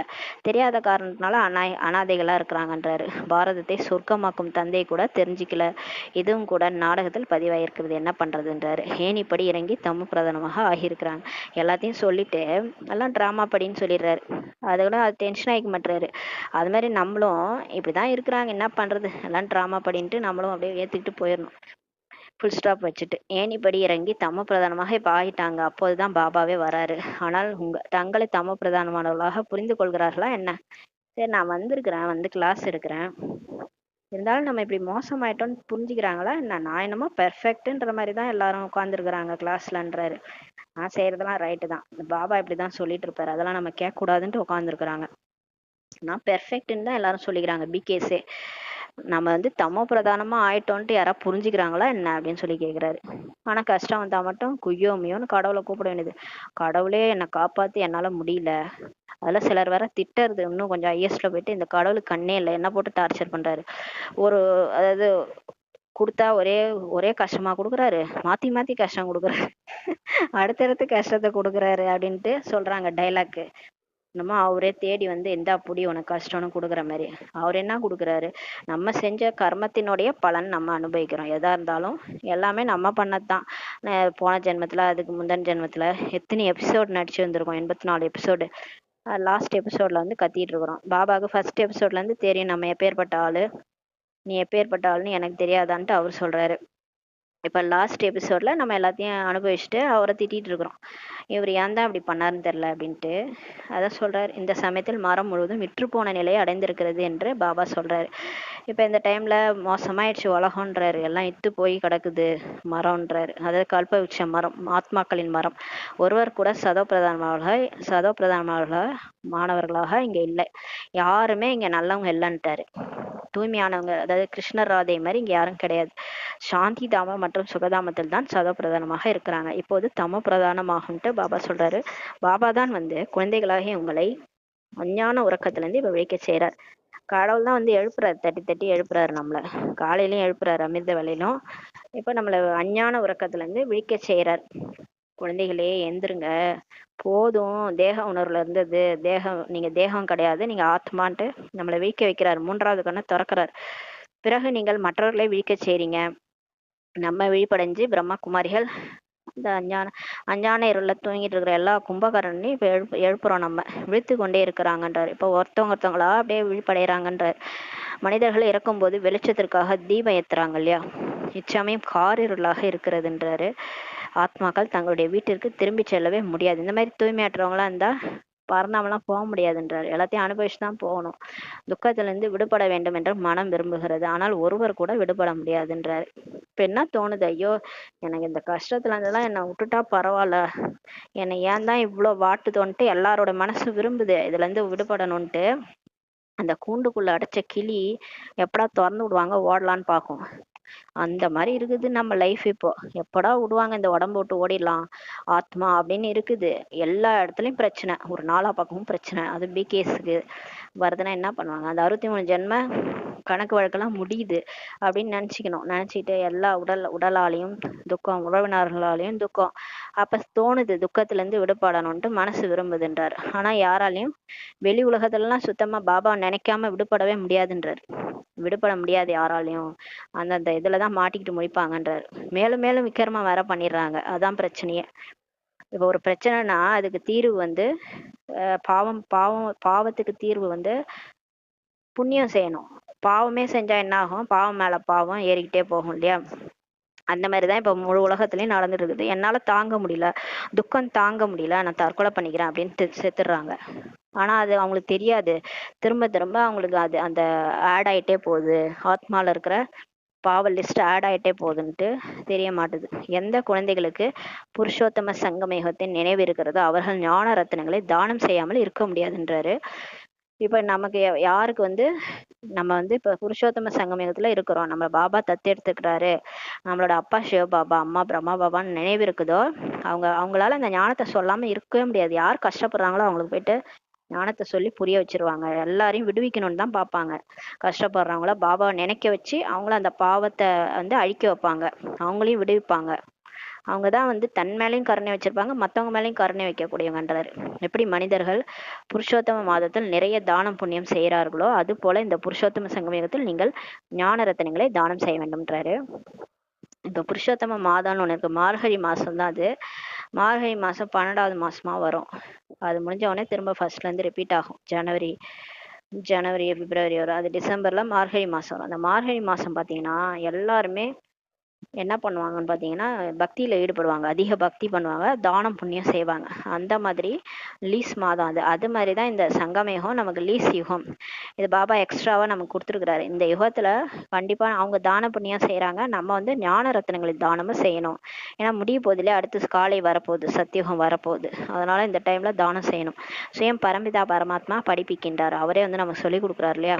நம்மள ஏதாவது புதுசாக சப்ஜெக்ட் ரிவைஸ் பண்ணி புதுசாக ஒரு டாபிக் எடுங்க, அதை போய் மற்றவங்க புரிய வைங்க நான் சொல்றாரு. ஏற்கனவே ஆசிரியர் சொல்லி கொடுத்துட்டாரு, எப்படி சொல்லணும், என்ன சொல்லணும், யாருக்கு என்ன சொல்லணும், என்ன போர்டு வைக்கணும், ஹெலிகாப்டர்ல இருந்து போடணும், நியூஸ் பேப்பர்ல இதை போடுங்க, அதை எல்லாத்தையும் அவரே சொல்லிட்டாரு. நீங்க என்ன புதுசாவா செய்ய போறீங்க, என்ன செய்யறது தெரியலன்னு ஒரே குழப்பமா இருக்குன்னு சொல்றதுக்கு அவர் என்ன செய்யணும்ன்றத முரளியில சொல்லிட்டாரு. அதை அப்படியே எழுதி வச்சுக்கிட்டு அந்த சேவையை பண்ணா நமக்கு நமக்கு என்ன கிடைக்கும்? நமக்கு வெற்றி கிடைக்கும். பாபா சொன்னதை செஞ்சோன்னா நமக்கு வெற்றி கிடைக்கும், செய்யலைன்னா தோல்விதான் கிடைக்கும். அதான் சொல்றாரு, அவரே வந்து படிப்பிக்கிறாரு, கிருஷ்ணர் அல்ல என்பதையும் நீங்க புரிஞ்சுட்டீங்க. இப்ப கடவுளே வந்து நமக்கு பாடம் சொல்லி கொடுக்குறாரு, கிருஷ்ணரா வந்து சொல்லி கொடுக்குறாரு. கிருஷ்ணர் சொர்க்கத்துல இருக்கிறவரு, அவர் இங்க வர முடியாது, கலியுகத்துல அவர் கால் கூட படாது. கிருஷ்ணர் சத்தியுகத்தின் முதல் இளவரசர் ஆவார். பிறகு அவர் மறுபிறவி எடுத்துக்கொண்டே வருகின்றார். கிருஷ்ணர் வந்து சத்தியுகத்துல முதல் இளவரசர். அப்புறம் அவர் மறுபிறவி எடுத்து இப்ப வந்து சாதாரண உடல்ல இருக்கிறாங்க. எல்லா கிருஷ்ணரும் 108 கிருஷ்ணர் இருக்கிறாங்க மொத்தம். அதுல ஃபர்ஸ்ட் கிருஷ்ணர் பிரம்மா பாபா. மீதி கிருஷ்ணர்கள் எல்லாம் இங்கதான் இருக்கிறாங்க, வேற வேற உடல்ல இருக்கிறாங்க. அவங்களும் முரளி படிச்சுன்னு தான் இருக்கிறாங்க, முயற்சி பண்ணிட்டு இருக்கிறாங்க எல்லாரும். அவங்க எல்லாருமே இப்ப மறுபிறவில இருக்கிறாங்கன்னு சொல்றாரு பாபா. கடந்த காலம், நிகழ்காலம், எதிர்காலத்தின் ரகசியத்தையும் இப்ப புரிய வைக்கிறார். நீங்கள் திரிகாலதரிசியாக ஆகுறீங்க. இப்ப பாபா எல்லா ரகசியத்தையும் நமக்கு புரிய வச்சுட்டாரு. இப்ப நம்ம 3 காலத்தையும் தரிசிக்கிறவங்களா இருக்கிறோம். பாபாவை தவிர வேற யாரும் திரிகாலதரிசியாக நம்மளை மாற்ற முடியாது. உலகத்தின் முதல் இடை கடைசி ஞானம் பாபாவுக்கு தான் இருக்கிறதுன்னு சொல்றாரு. அவரை தான் ஞான கடல் என்று சொல்லப்படுகிறது. ஞானத்துல கடலா இருக்கிறாரு. வேந்தலும் உயர்ந்தவர் என்று பகவானை தான் சொல்லப்படுகிறது. இப்ப வந்து அவர் எப்படி ஞானத்துல கடலா இருந்தாரு. இப்ப கலியுகத்துல ஒருத்தவங்கள பார்த்து செலக்ட் பண்ணி அவங்கதான் வந்து ஃபர்ஸ்ட் பிரிவுல லட்சுமி, அவங்கதான் ஃபர்ஸ்ட் பிரிவுல நாராயணன்றாரு. இதை யாரால சொல்ல முடியும்? இப்ப நம்ம சொன்னோம்னா என்ன சொல்லுவாங்க, எல்லாரும் சிரிப்பாங்க. இதை கடவுளால மட்டும்தான் சொல்ல முடியுது. அவர் ஞானத்துல கடலா இருக்கிறாரு, அவருக்கு தான் தெரியும் ஃபர்ஸ்ட்ல இருந்து லாஸ்ட் வரைக்கும் என்ன நடந்தது, மேல இருந்து பார்த்துட்டு இருக்கிறாரு. அவர் ஞானத்துல கடலா இருக்கிறாரு. அதனாலதான் அவர் உயர்ந்ததிலும் உயர்ந்தவன்ட்டு சொல்லப்படுதுன்றாரு. அவர் தான் படைப்பவர் ஆவார். அவர் தான் படைக்கிறாரு. கிருஷ்ணர் ராதையை படைக்கிறதே அவர் தான். சொர்க்கத்தை ஸ்தாபனை செய்யும் இறை தந்தை என்று வார்த்தை மிகவும் தெளிவாக இருக்கிறதுன்றாரு. அந்த பைபிள்ல கூட இருக்குது, அல்லாஹ் ஹெவன், காட்ஃபாதர் ஹெவனை படிச்சார் அப்படின்ட்டு இருக்குது. எல்லாமே கரெக்டா இருக்குன்றாரு. சிவ ஜெயந்தி கூட கொண்டாடுறாங்க. ஆனால் அவர் எப்போது வந்தார், என்ன செய்தார் என்று எதையுமே தெரிஞ்சுக்கலன்றாரு. ஜெயந்தி என்பதின் அர்த்தம் கூட தெரியவில்லை என்றால் பிறகு கொண்டாடி என்ன செய்ய போகிறாங்கன்றாரு. இவை அனைத்தும் கூட நாடகத்தில் இருக்கிறதுன்றாரு. ஜெயந்தின்னா வந்து சிவன் வந்து அவதரிக்கிறார், ஒரு உடல்ல வந்து அவதரிச்சு அவர் உலகத்துல வந்து இந்த ஞானத்தை சொல்றாரு. எப்ப வந்தாரு, என்ன செஞ்சாருன்னு எதுவுமே தெரிஞ்சுக்காமலே கொண்டாடுறாங்கன்றாரு. இந்த சமயத்தில் தான் குழந்தைகளாகி நீங்கள் நாடகத்தின் முதலிடை கடைசியை பத்தி தெரிஞ்சுக்கிட்டீங்க, வேறு எப்போதும் இல்லைன்றாரு. பிறகு பாபா எப்போது வருகிறாரோ அப்போதுதான் தெரிஞ்சுக்குவீங்க. இதோட நம்ம இந்த ஞானத்தை கேட்டு சரணை விட்டு சொர்க்கத்துக்கு போயிட்டோம்னா அதுக்கப்புறம் திரும்ப 5000 வருஷம் கழிச்சு பாபா எப்போ வராரோ அப்பதான் இதே ஞானத்தை நம்ம படிப்போம். இந்த 84 பெருகளின் சக்கரம் எப்படி சுத்துகிறது என்ற நினைவு இப்போது உங்களுக்கு வந்துள்ளதுன்ட்டு பாபா சொல்றாரு. பக்தி மார்க்கத்தில் என்ன இருக்கிறது, அதன் மூலம் எதுவுமே கிடைப்பதில்லைன்றாரு. பக்தி நம்ம 2500 வருஷம் கழிச்சு பக்தி செய்ய ஆரம்பிக்கிறோம். அது ஃபர்ஸ்ட் லிங்கத்தை தான் வழிபடுறோம், அதுக்கப்புறம் தான் லட்சுமி நாராயணன். எல்லாமே பொம்மை பூஜை தான், அதனால ஒண்ணுமே இல்லைன்றாரு. அது நீங்க செய்யறதுனால ஒண்ணுமே உங்களுக்கு கிடைக்காதுன்றாரு. எவ்வளவு பக்தர்கள் கூட்டத்தில் அலமோதுகிறார்கள், பாபா உங்களை அதுல இருந்து விடுவித்து விட்டார்ன்றாரு. இப்ப நம்ம பிகே ஆயிட்டு கோயில்ல போய் இந்த கூட்டத்துல சிக்கி கஷ்டப்படுற நிறைய பேர் கூட்டத்துல கூட சிக்கி இறந்துடுறாங்க. அதுல இருந்தெல்லாம் நம்மளை விடுவிச்சுட்டார்ன்றாரு. இப்போது நாம் ஸ்ரீமத் படி மீண்டும் பாரதத்தை உயர்ந்ததாக மாற்றி கொண்டிருக்கிறோம் என்பதை நீங்கள் தெரிந்துள்ளீர்கள்ட்டு பாபா சொல்றாரு. ஸ்ரீமத் மூலம்தான் உயர்ந்தவர்களாக ஆகுறீங்க. இப்ப நம்ம ஸ்ரீமத் படி நடக்கிறதன் மூலமா நம்மளும் உயர்ந்தவர்களாகிறோம், பாரதத்தையும் மாத்துறோன்றாரு. சங்கமேகத்தில் தான் ஸ்ரீமத்தே இப்ப கிடைக்கிறது. ஸ்ரீமத்னா உயர்ந்த வழி, கடவுளுடைய வழி. அது இப்பதான் நமக்கு கிடைக்குது. நாம் யாராக இருந்தோம், பிறகு எப்படி இந்த தேவதைகளைப் போல ஆகினோம் என்பதை நீங்கள் யதார்த்தமான முறையில தெரிஞ்சுக்கிட்டீங்கன்றாரு. இப்போது மீண்டும் முயற்சி செய்து கொண்டிருக்கிறீங்க. முயற்சி செய்து செய்து ஒருவேளை குழந்தைகள் எப்போதாவது தோல்வி அடைந்து விட்டால் பாபாவுக்கு செய்தி அனுப்புங்க, மீண்டும் எழுந்து நிற்க பாபா எச்சரிக்கை அளிப்பார். இப்ப நம்ம முயற்சி செய்யறோம், செஞ்சுதான் இன்னைக்கு செஞ்ச நாளைக்கு நாராயணன் ஆயிடுறோமா? ஆக முடியாது. அது உடனே எல்லாம் மாறாது. சம்ஸ்காரம் சம்ஸ்காரம் ஆழமா பதிவாயிருக்குது. நம்ம என்ன செய்யறோமோ அது எல்லாமே ஆழமா பதிவாயிருக்குது ஆத்மால. எதையுமே மாத்த முடியாது. ஒருத்தவங்க, அதாவது இந்த பிறவிலே நம்ம சில விஷயங்களை பண்ணியிருப்போம், அதுவே நம்மளால மாத்திக்க முடியாது. நம்ம வந்து ஏதாவது சாப்பாட்டுல கூட இப்படி இப்படி சாப்பிட்றோம் அப்படி சாப்பிட்றோம்னா அந்த சாப்பாட்டு முறையை கூட நம்மளால மாத்த முடியாது. அந்த மாதிரி பக்தி கூட, பக்தியே நம்மளால இதை செஞ்சு செஞ்சு பழக்கமாயிடுச்சுன்னா பக்தியை மாத்த முடியாது. அது ஒரு சம்ஸ்காரமா மாறி போயிருக்குது. எங்க போனாலும் நம்ம கையெழுத்து கும்புறது எல்லாமே பழக்கமாயிடுச்சு. இது எல்லாம் சம்ஸ்காரம்ன்றாரு. அந்த மாதிரி நீங்க முயற்சி பண்ணி பண்ணி இந்த 5 விகாரத்தை உடனும் பண்ணும்போது திரும்ப போய் விகாரத்துல மாட்டிக்கிறீங்க, ஃபெயில் ஆயிடுறீங்கன்றாரு. ஃபெயில் ஆயிட்டீங்கன்னா எனக்கு எனக்கு நியூஸ் மட்டும் அனுப்புங்கன்றாரு. தயவு செய்து லெட்டர் எழுதி சொல்லுங்க, பாபா நான் ஃபெயில் ஆயிட்டேன், இந்த விகாரத்துல விழுந்துட்டேன், இந்த கோபப்பட்டுட்டேன், பற்று வச்சுட்டேன், பற்றுனால நான் அழுதுட்டு இருக்கிறேன், எல்லாத்தையும் சொல்லுங்க, சொன்னாதானே அவருக்கும் தெரியும். மீண்டும் எழுந்து நிற்க பாபா நமக்கு எச்சரிக்கை கொடுப்பார். ஒருபோதும் தோல்வி அடைந்து அமர்ந்து விடக்கூடாது. அதாவது அப்படியே விழுந்தே கிடக்கக்கூடாதுன்றார் பாபா. விழுந்தாலும் எழுந்திருக்க கத்துக்கணுன்றாரு. மீண்டும் எழுந்து நில்லுங்கள்ன்றார் பாபா இந்த முரளில. மருத்துவம் செய்து கொள்ளுங்கள், டாக்டர் அமர்ந்திருக்கிறார் அல்லவான்றார். திரும்ப எழுந்து நில்லுங்க. விழுந்தாலும் நான் அப்படியே விழுந்துட்டேன் பாபா, நான் அந்த விஹாரத்துல நான் தோத்துட்டேன் அப்படின்ட்டு கிடக்காதீங்க. திரும்ப எழுந்து நில்லுங்க, ஹாஸ்பிட்டலுக்கு போங்க. ஹாஸ்பிட்டல் டாக்டர் யாரு? பாபா. பாபா இருக்கிறார் இல்லையா, அவர் ஹாஸ்பிட்டல்ல மருத்துவம் பார்ப்பார், நமக்கு மருத்துவம் செய்யுங்கன்றாரு. 5வது மாடியிலிருந்து விழுவதற்கும் 2வது மாடியிலிருந்து விழுவதற்கும் எவ்வளவு வித்தியாசம் இருக்கிறதுன்றாரு. காம விகாரம் என்பது 5வது மாடி ஆகும். ஆகையினால் தான் காமம் மிகப்பெரிய எதிரி என்று பாபா கூறியுள்ளார். அதாவது இந்த காம விகாரத்துல போகிறது, அது பிகே ஆயிட்டு போனோம்னா 5வது மாடில இருந்து கீழே உளறதுக்கு சமம்ன்ட்டாரு. கோபம்ன்றது 2வது மாடியில இருந்து விழுறதுக்கு சமம். அகங்காரன்றது மலையில இருந்து விழுறதுக்கு சமம். அந்த மாதிரி இதெல்லாம் நீங்க தெரிஞ்சு வச்சுக்கோங்கன்றாரு. அது மிகப்பெரிய எதிரி. அது உங்களை தூய்மையற்றவர்களாக மாற்றிவிட்டது. இப்போது தூய்மையாக ஆகுங்கள்ன்றாரு. வெள்ளையா இந்த கிருஷ்ணரை கருப்பாக இந்த காம விகாரம் தான்ன்றாரு. அப்படியே இறங்கி இறங்கி இந்த மறுபிறவை எடுத்து இப்படி ஆயிட்டீங்கன்றார். தூய்மையற்றவர்களை தூய்மையாக்கும் தந்தை தான் இப்ப தூய்மையாக மாற்றுகின்றார். கண்டிப்பாக சங்கமேகத்தில் தான் மாற்றுவார் இல்லையா, இப்பதான் மாத்துறாரு. அந்த வேஸ்டானவங்கள தான் பெஸ்ட் ஆக்குறாரு. இது கலியுகத்தின் கடைசி மற்றும் சத்தியுகத்தின் ஆரம்பத்தின் சங்கமேகமாகும்ட்டு பாபா சொல்றார். பாபா இப்போது நாற்று நட்டு கொண்டிருக்கிறார். பிறகு முழு மரமும் இங்கே வளர்ந்துவிடும் என்பதை குழந்தைகள் தெரிந்துள்ளார்கள். பிராமணர்களின் மரம் வளரும் பிறகு சூரியவம்சம் சந்திரவம்சத்தில் சென்று சுகத்தை அனுபவிப்பார்கள். இப்ப நாத்து நடுறாரு, விதை போடுறாரு. அப்புறம் மரம் முளைச்சி சத்தியுகத்துல யார் யாரெல்லாம் சொர்க்கம் போவாங்களோ அவங்க போயிடுவாங்க. யார் யாரெல்லாம் திரேதாயுகம் போவாங்களோ சூரியவம்சம் சந்திரவம்சத்துல போயிட்டு சுகத்தை இன்னும் இங்க நம்ம முயற்சி பண்ணமோ அதுக்கான சுகத்தை அனுபவிப்பாங்கன்றாரு. எவ்வளவு சுலபமாக புரிய வைக்கப்படுகிறது. நல்லது. முரளி கிடைக்கவில்லை என்றால் பாபாவை நினைவு செய்யுங்க. பாருங்க, அந்த மாதிரி ஒரு டைம் கூட வரும், முரளியே கிடைக்காதுன்றாரு. முரளி கிடைக்கலனா கூட உட்காந்து பாபா நினைங்க. சிவபாபா பிரம்மாவின் உடலின் மூலம் சொல்றாரு, என்னை நினைவு செய்தீர்கள் என்றால் விஷ்ணு வம்சத்திற்கு சென்றுடுங்க என்பதை புத்தியில இப்ப உறுதியாக்குங்க. அதாவது புள்ளின்னு நினைச்சு புள்ளியா நினைங்க பாபாவை.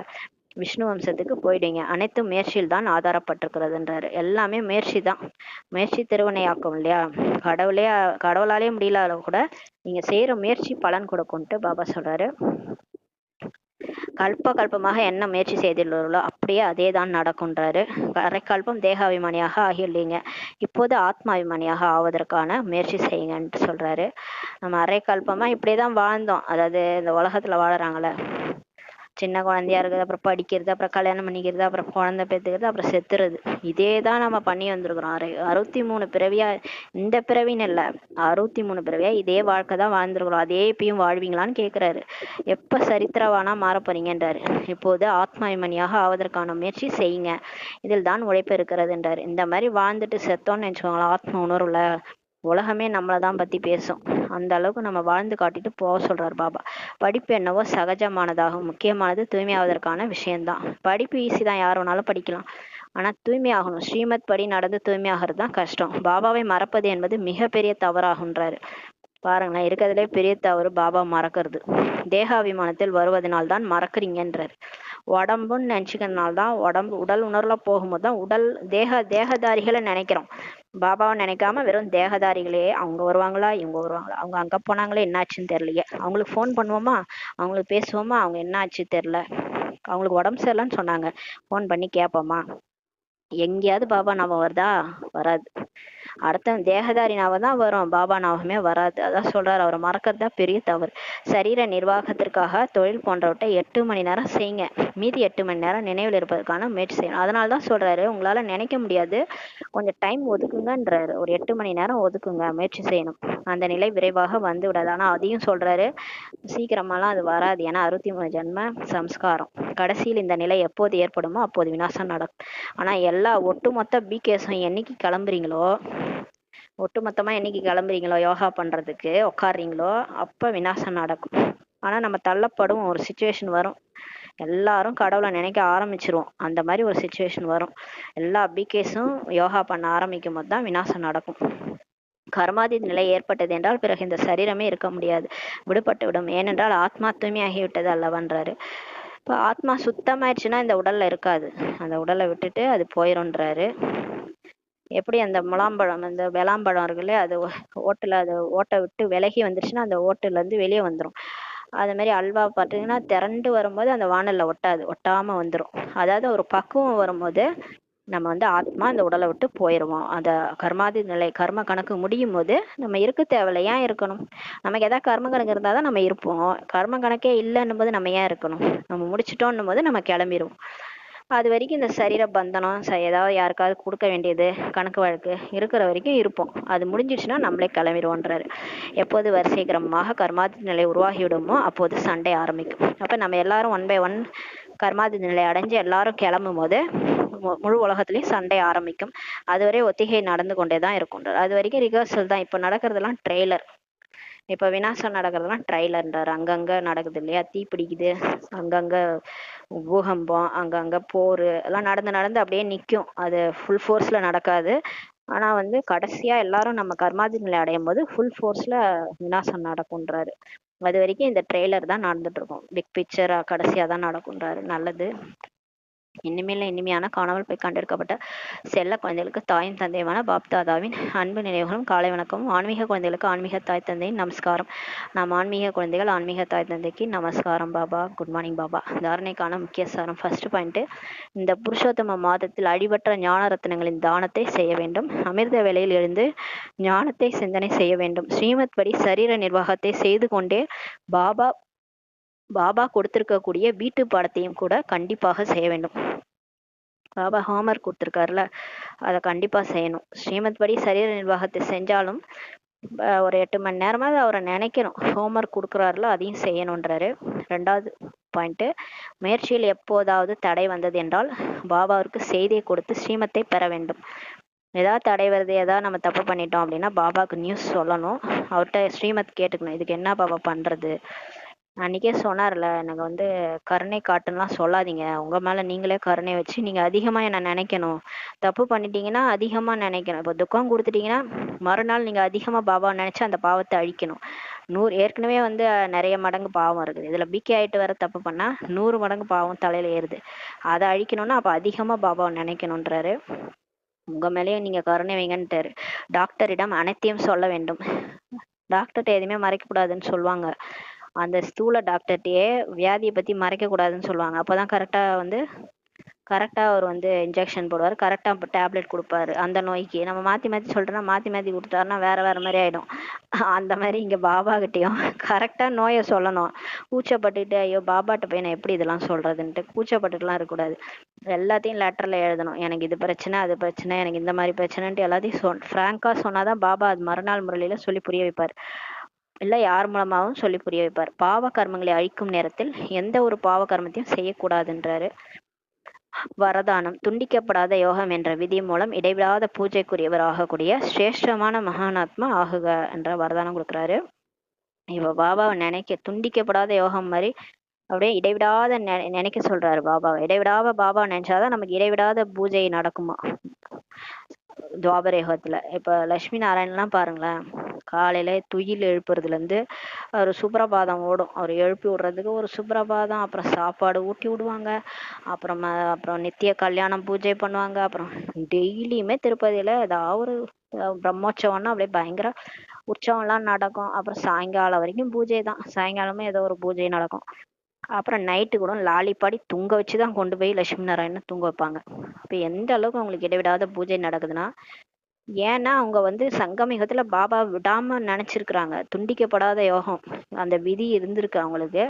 அந்த அளவுக்கு அவங்க பாபாவை விடாம நினைச்சிருக்காங்க. அதனாலதான் இடைவிடாத பூஜைக்குரியவர் ஆயிருக்கிறாங்க. அந்த மாதிரி ஆகக்கூடிய சிரேஷ்டமான மகான் ஆத்மா ஆகுக என்ற வரதானம் கொடுக்கிறாரு. தற்காலத்தில் யாரெல்லாம் மகான் ஆத்மாக்கள் என்று அழைக்கப்படுகின்றார்களோ அவர்கள் அகண்டானந்தம் போன்ற பெயரை வைக்கிறாங்க, பேர் வச்சுக்கிறாங்களாம் அகண்டானந்தம்ட்டு.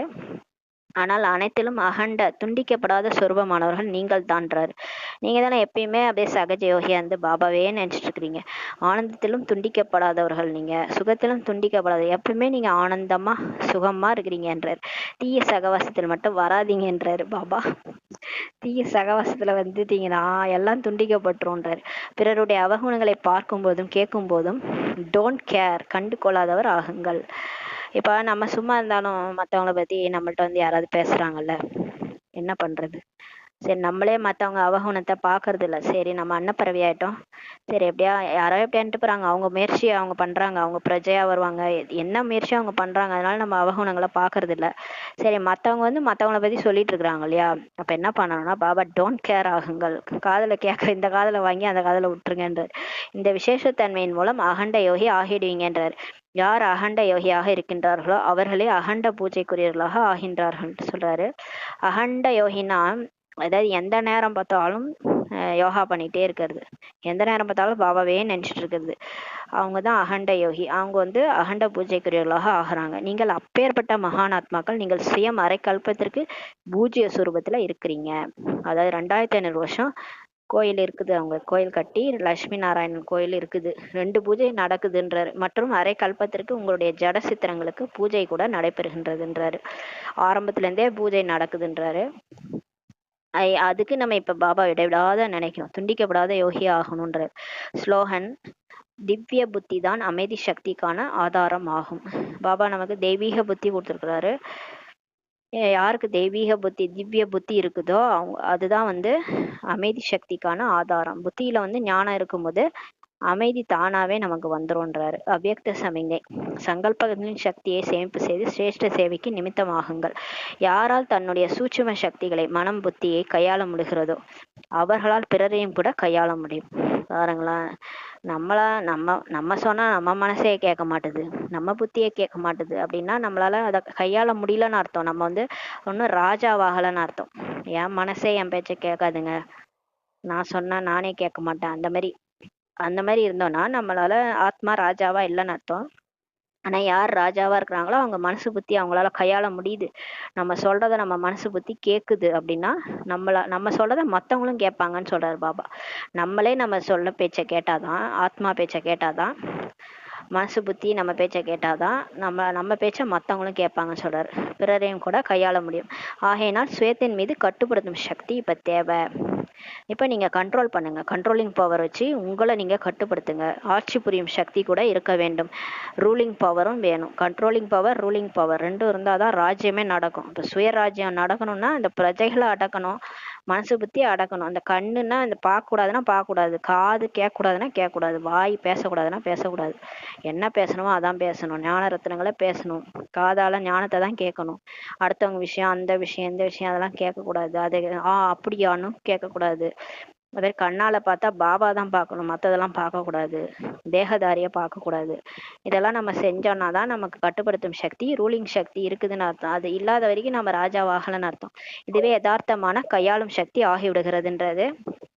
அஞ்ஞானி ஆத்மாக்களை சேவை மூலம் கையாள்வது, பிராமண பரிவாரத்தில் அன்பு நிறைந்த திருப்தி நிறைந்த உறவு வைத்துக் கொள்வது. அப்பா, இதுதான் கஷ்டம். இரண்டிலுமே வெற்றி அடைந்து விடுவீர்கள்ன்றாரு. இப்ப நமக்கு பிரச்சனையா இருக்கிறது நான் பி கேஸ் இருக்காங்களே, நான் பி கேஸை கையாளுறதே பெரிய பாடா இருக்குது. நான் பி கேஸ் கிட்ட அவங்களுக்கு ஞானமே தெரியாது, இல்லையா. அவங்கள நம்ம கையாளுறது, ஃபேஸ் பண்றது, அவங்கள வந்து அவங்கள்ட்ட நடந்து கொள்றது, அது சேவை மூலமா நடந்து கையாளுறது. மற்றும் பிகேஸ் பாருங்க, அவங்க எல்லாம் நம்ம கூட தெய்வீக பரிவாரம், அவங்க சொர்க்கத்துல இருந்தே நம்ம கூட டிராவல் பண்ணி வராங்க.